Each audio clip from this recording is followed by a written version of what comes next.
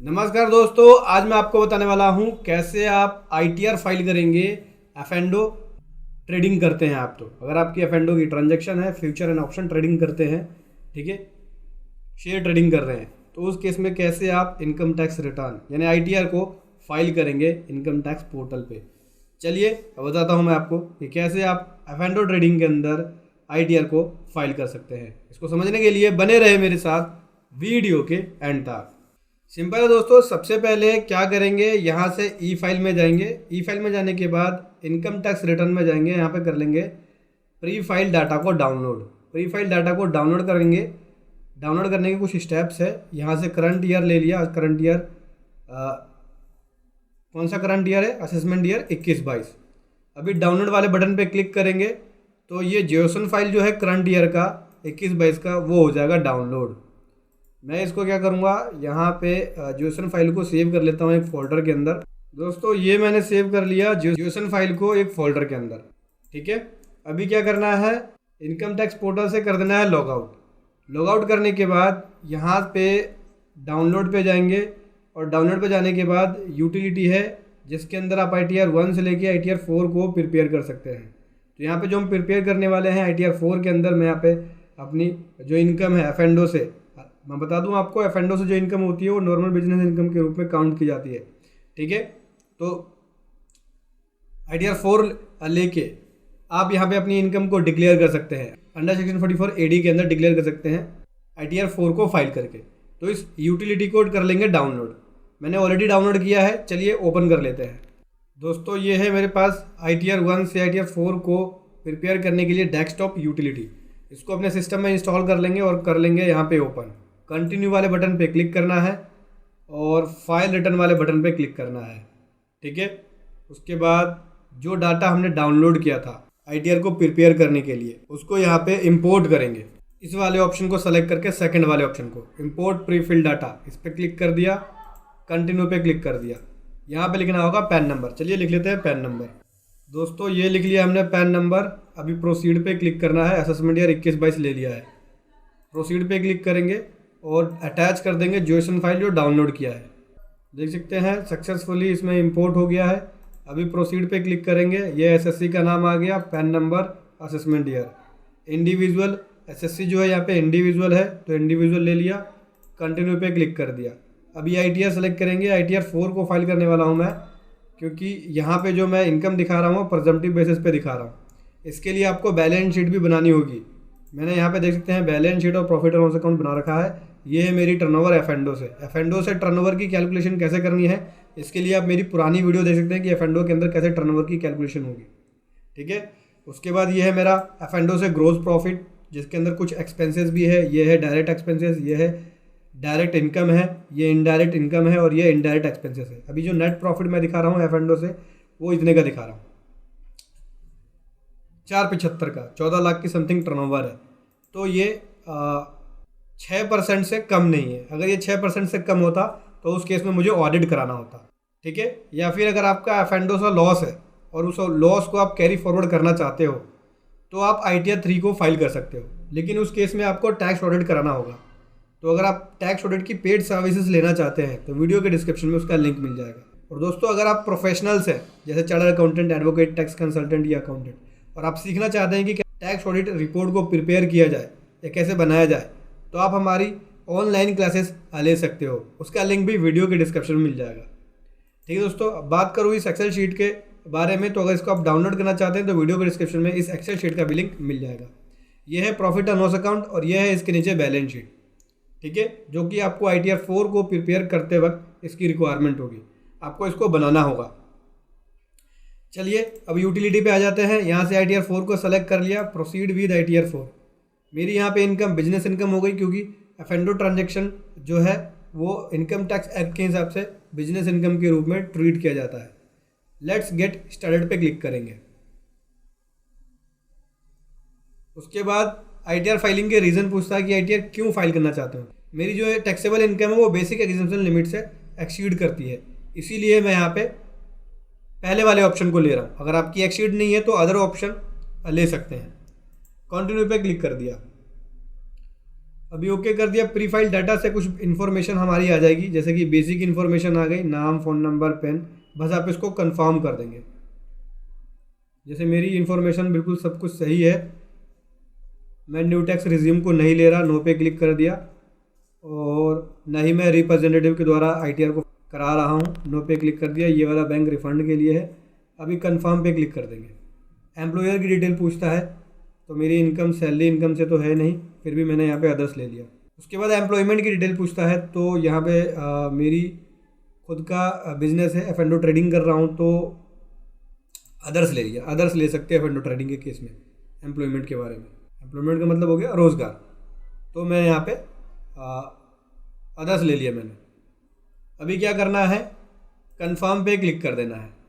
Confirm पे click करने के बाद पहला ऑप्शन कंफर्म हो गया। ग्रोस टोटल इनकम में मेरी कुछ अदर इनकम भी आ रही है, जैसे देख सकते हैं ये इंटरेस्ट इनकम है 306 रुपये का, और बिजनेस इनकम है। सैलरी से मेरी कोई इनकम है नहीं, तो सैलरी का एग्जेम्पशन के बारे में पूछता है, तो कोई एग्जेम्पशन है नहीं मेरा। कंटिन्यू पे क्लिक कर दिया।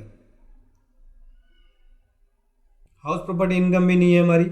इनकम फ्रॉम सैलरी ज़ीरो है। अगर आपकी इनकम फ्रॉम सैलरी होती है तो उसकी डिटेल दे सकते हैं, अगर आपकी इनकम सैलरी से होती है तो। नीचे आ जाएंगे, इनकम फ्रॉम हाउस प्रॉपर्टी भी नहीं है। Income from business and profession, हाँ यहाँ पे है हमारी इनकम बिजनेस एंड प्रोफेशन से। ये F&O ट्रेडिंग की इनकम है, ये बिजनेस इनकम में काउंट होती है।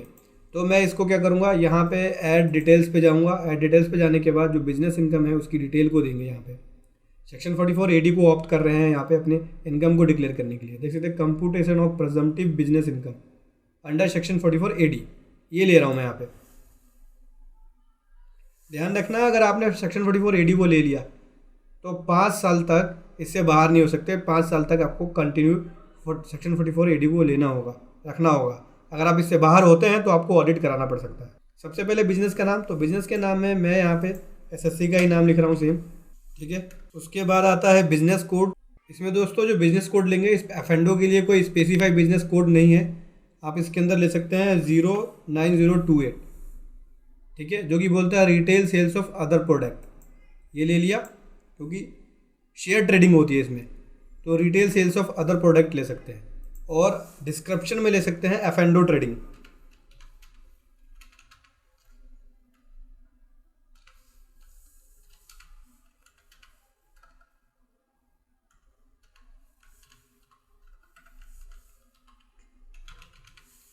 ठीक है दोस्तों, ये लिख दिया डिस्क्रिप्शन में F&O ट्रेडिंग। अभी ऐड वाले बटन पे क्लिक करेंगे, बिजनेस की डिटेल्स को ऐड कर दिया है। सबसे पहले बोलता है कि ग्रोस टर्नओवर कितनी है आपकी। तो ग्रोस टर्नओवर की बात करें तो ये मैंने टर्नओवर दिया हुआ है, इसी टर्नओवर को सेम कॉपी करके यहाँ पेस्ट कर देता हूँ, ठीक है।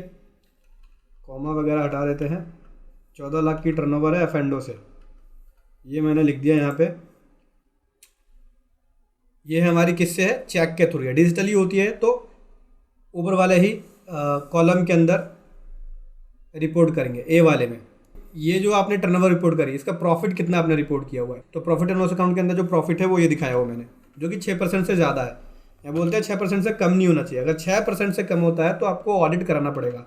तो मैंने जो प्रॉफिट दिखाया है वो 6% से ज़्यादा है। यहाँ पे आपको दिखेगा, मैं दिखाता हूँ, ये देख सकते हैं, ये नेट मार्जिन 34% है, तो 6% से ज़्यादा है, ठीक है। अभी क्या करेंगे, हमने यहाँ पे दे दी ग्रोस टर्नओवर की डिटेल और उससे जो प्रॉफिट आया उसकी डिटेल दे दी, जो कि 6% से ज़्यादा है, 6% से कम नहीं है। 6% से कम होता है तब आपको टैक्स ऑडिट कराना पड़ता है, ठीक है दोस्तों। ये हमने अपनी बिजनेस इनकम की डिटेल दे दी। अभी क्या करना है, इनकम फ्रॉम अदर सोर्स में देख सकते हैं, ये हमारा आ गया इनकम टैक्स रिफंड का इंटरेस्ट अमाउंट, ठीक है, ओके है ये। तो दोस्तों ये आ गया हमारा इंटरेस्ट इनकम, ठीक है। टोटल ग्रोस टोटल इनकम हमारी ये हो गई 475,418 की। कंफर्म पे क्लिक कर दिया हमने। कंफर्म पे क्लिक करने के बाद यहाँ पे डिस्क्लोजर पूछ रहा है, हमें अपने डिस्क्लोजर देनी होगी, जैसे बैलेंस शीट वगैरह की डिटेल देनी होगी। प्रोवाइड डिटेल्स पे आके यहाँ पे जो बैलेंस शीट की डिटेल है वो देनी होगी। सबसे पहले फाइनेंशियल पर्टिकुलर की डिटेल, तो ऐड डिटेल पे क्लिक करके हमने जो बैलेंस शीट बनाया हुआ है एक्सेल से, इसकी डिटेल देंगे। सबसे पहले कैपिटल अकाउंट, तो ये मैंने कैपिटल अकाउंट को कॉपी कर लिया और यहाँ पे कैपिटल अकाउंट को पेस्ट कर दिया, ठीक है। कैपिटल अकाउंट के बाद है सन्ड्री क्रेडिटर्स, ये ले लिया मैंने सन्ड्री क्रेडिटर्स, और यहाँ पे सन्ड्री क्रेडिटर्स के अंदर ये अमाउंट रिपोर्ट कर दिया। अभी बात करें, नीचे आ जाते हैं, टोटल जो करंट लाइबिलिटी है यानी जो टोटल लाइबिलिटी है वो ये हो गया। ठीक है, देख सकते हैं बिल्कुल मैच है। अभी आगे बात करते हैं फिक्स एसेट्स की, तो कुछ भी नहीं है। उसके बाद है दोस्तों एडवांस। तो एडवांस को कॉपी किया और इन्वेंट्री भी कुछ नहीं है हमारा, इन्वेंट्री ज़ीरो कर लो, ज़ीरो लिख लेते हैं यहाँ पे इन्वेंट्री को। सन्डी डेटर है वो बताएंगे, ये है लोन एंड एडवांस, ये लिख लेते हैं लोन एंड एडवांस की डिटेल्स। ये लोन एंड एडवांस हो गया। उसके बाद सन्डी डेटर ये रहा, सन्डी डेटर को ऊपर रिकॉर्ड कर देते हैं यहाँ पे, ये सन्डी डेटर हो गया। ठीक है, उसके बाद आ जाता है बैंक बैलेंस विद बैंक, इसको कॉपी कर लिया और ये आ गया बैलेंस विद बैंक, ये कर दिया हमने पेस्ट। उसके बाद आता है cash in hand, cash in hand ये है और यहाँ से मैंने लिख दिया कैश इन हैंड, ये रहा। कैश इन हैंड लिखने के बाद ये आ गया अदर एसेट्स, अदर एसेट्स को कॉपी किया और यहाँ लिख दिया मैंने दोस्तों अदर एसेट्स। ठीक है, 1006282 1006284। अब यहाँ पे डिफरेंस आ रहा है 2 रुपये का, क्योंकि 1006284 है, यहाँ 6282 आ रहा है। तो ऐसे में राउंड ऑफ का फ़र्क हो जाता है। जैसे कैश इन हैंड की बात करें तो कैश इन हैंड के अंदर 847.97 है, यहाँ पे 847 ही लिया इसने, इसको 48 कर देते हैं। और ये एडवांस वाले को 455.50 है, ये देखते हैं 455 ही आ रहा है, इसे 456 कर देते हैं। देख सकते हैं लाइबिलिटी और एसेट्स दोनों सेम हो गया। अब ये ऐड वाले बटन पे क्लिक करेंगे, यहाँ पे बैलेंस शीट की डिटेल हमने दे दी, ये होगी हमारी लाइबिलिटीज़ और ये होगी हमारी एसेट्स। जीएसटी में रजिस्टर्ड है नहीं तो ये रिपोर्ट करने की ज़रूरत नहीं है, एग्जाम्प्ट इनकम कोई है नहीं हमारी। अभी कंफर्म पे क्लिक कर देंगे, कंफर्म पे क्लिक करने के बाद डिडक्शंस पूछता है, तो डिडक्शंस में मेरी नहीं है। अगर आपकी कोई डिडक्शंस होती है तो वो दे सकते हैं, जैसे एटीसी के अंदर अगर कोई डिडक्शन है तो वो दे सकते हैं। एटीसी में 1.5 लाख तक की एग्जाम्पशंस मिल जाती है, तो इस तरह की कोई भी डिडक्शन नहीं है मेरी। कौन कौन से डिडक्शन अलाउेबल है इसके लिए पुरानी वीडियो जाके देख सकते हैं मेरी। 80D का भी नहीं है, ना ही 80Z का डिडक्शन है, इस तरह की कोई और डिडक्शन नहीं है। कंफर्म पे क्लिक कर दिया, कंफर्म पे क्लिक करने के उसके बाद दोस्तों आ जाते हैं टैक्स पेड इन्फॉर्मेशन। तो टैक्स पेड इन्फॉर्मेशन में भी हमारा कुछ है नहीं, हमने कोई टैक्स पे नहीं किया, नहीं हमारा TDS डिडक्ट हुआ है। तो क्या करेंगे, कंफर्म वाले बटन पे क्लिक कर देंगे। कंफर्म वाले बटन पे क्लिक करने के बाद बोलता है total tax liability, total tax liability कितनी है, तो इस पर चेक कर लेते हैं। ये हमारी जो टैक्स लायबिलिटी है उसको कैलकुलेट करके बता देगा। कंप्यूटेशन और टोटल इनकम ये हो गया, टोटल इनकम मेरी ये निकल गई। ये हमारा टैक्स पेबल बना 11,271 का, 11,271 का। कोई इंटरेस्ट लेट फीस हमारी है नहीं, कंफर्म पे क्लिक कर दिया। टैक्स पेबल 0 बना हुआ है, हमारी लायबिलिटी है नहीं यहाँ पे। अभी क्या करना है, क्लिक कर देंगे, प्रोसीड पे क्लिक कर दिया, प्रोसीड पे क्लिक कर देंगे और यहाँ से हमारी ग्रोस टोटल इनकम निकल गई। ये टोटल जो टैक्स है वो बना है लेकिन उसका रिबेट मिल गया है हमें। ठीक है, अभी क्या करना है, प्रीव्यू रिटर्न पे क्लिक करना है और यहाँ पे ऑथराइज सिग्नेचर पे क्लिक कर देंगे। नाम आ गया, पैन नंबर, ये सब डिटेल आ गई। प्रोसीड टू प्रीव्यू पे क्लिक कर देंगे। ये देखते हैं रिटर्न का यहाँ पे प्रीव्यू दिख जाएगा, लगभग कंप्लीट है। जो डिटेल हमने भरी है उसे आप एक बार वेरीफाई कर लेना, मैंने वेरीफाई कर लिया है। अभी क्या करना है, प्रोसीड टू वैलिडेशंस पे जाएंगे। वैलिडेशंस पे जाएंगे और देख सकते हैं वैलिडेशन सक्सेसफुली हो गई है, हमारी रिटर्न जो है वो वैलिडेट हो चुकी है। अभी क्या करना है, इस बटन पे क्लिक करेंगे डाउनलोड ज्योसन फाइल, और इस बटन पे क्लिक करने के बाद ज्योसन फाइल को डाउनलोड कर लेना है। ज्योसन फाइल हमारी सेव हो गई है और उसके बाद इनकम टैक्स पोर्टल पे लॉगिन करेंगे और ज्योसन फाइल को अपलोड करेंगे। उसके बाद दोस्तों आ जाएंगे इनकम टैक्स पोर्टल पे। मैंने यहाँ कर लिया है लॉगिन और यहाँ से फाइल ई फाइल पे जाएंगे, इनकम टैक्स रिटर्न पे जाएंगे और फाइल इनकम टैक्स रिटर्न पे जाएंगे। उसके बाद यहाँ से सेलेक्ट करेंगे असेसमेंट ईयर 21-22, ऑफलाइन पे क्लिक कर लेंगे, ITR सेलेक्ट कर लेंगे, ओरिजिनल फाइल कर रहे हैं और यहाँ से ITR टाइप सेलेक्ट करेंगे, जैसे ITR 4 ले लिया। कंटिन्यू पे क्लिक करेंगे।